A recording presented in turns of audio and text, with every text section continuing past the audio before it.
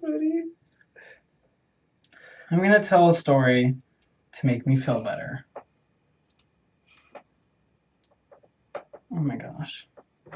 Once upon a time, in a cave in the unknown, a man awoke by a fire. When he awoke, all he could see was the cave wall above him. I should say cave ceiling. And he watched the flames as they danced, and he started to realize, oh crud, where am I? And as he did so, he jumped up from where he was. It's really short back there. He jumped up from where he was, and he realized there was a man by the fire. And he screamed, and so did the old man. He woke from his stir, and they screamed together in synchronization. And he realized there was no way in or out of this cave. I didn't mean to almost cut your ear off. So he yells at the old man. He says, hey! And the old man says, huh? What is it? And he's like, where are we? He's like, I suppose that's a pretty good question now, isn't it, son? So he asks him, how long have you been here? I don't know, he says. He says, okay, now I'm getting scared. He says, how do we get out? Well, I don't know. And so the man, he starts freaking out, such as I am. And he starts panicking, pacing back and forth, trying to recall the last time he could remember anything. And he realizes he can't recall any memories.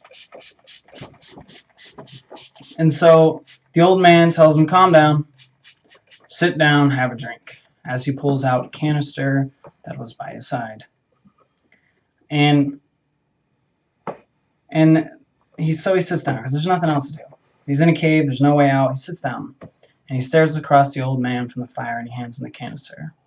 Immediately he opens it, smells the whiskey in the canister and the fumes. And he lifts his head back, he lifts his head back to take a big old gulp, and he realizes it is empty. The canister's empty. And he hands it back to him. He says, are you crazy? It's empty. I don't want this canister. And he hands it back, and the old man gets mad. He's like, what have you done? It was just full a minute ago. And so he opens it up, and the old man, he takes the canister, and he tilts it just a little bit, and whiskey pours out onto the cave floor. And he's like, whoa, how did you do that? How did you, are you magic? And he looks around. Oh my gosh, he is so magical, right? He looks around and he says, it's this place, son.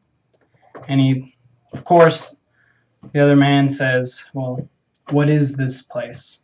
He goes, I don't really know. Stop moving. I'm trying to tell I just cut, Anyway, he says, well, isn't that a surprise? You don't know something about this mysterious place. And he leans back on the cave floor and looks up and he watches the flames again, once more, I should say. And he realizes there's no smoke coming from the fire. He's like, isn't that strange? So he leans up in epiphany and he says, why is there no smoke coming from the fire? And the old man looks at him and is like, well, I don't know. And he says, well, there has to be an explanation for it. And he pops up again. He starts pacing back and forth, looking for every possible way out. And he comes back to the fire and he looks into it. And he starts seeing things, moments from his life that he could recollect. And in those moments, he could see himself as a child. And he's seen himself as a young adult. And he's seen himself graduating from college. And he's seen himself move on and get married, have children, and then nothing. And then he goes to touch the fire. And he realizes that he can't be burnt by the fire. The fire doesn't burn him at all. Matter of fact, he's impervious to it, as is the man to the whiskey. And so he begins to ponder. And as he does so, a drop of water hits him on the top of the head. and then another drop, and then another drop. And soon before And then he knew another it, drop? Oh my gosh. I'm telling a story here. And soon before he knew it, the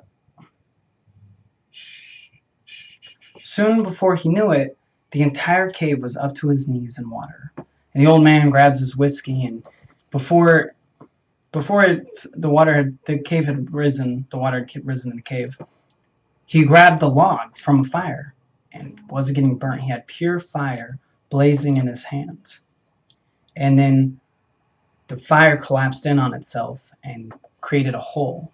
And they dropped down in the hole. And when they did, they were sucked in. And they began to see the events of their lives.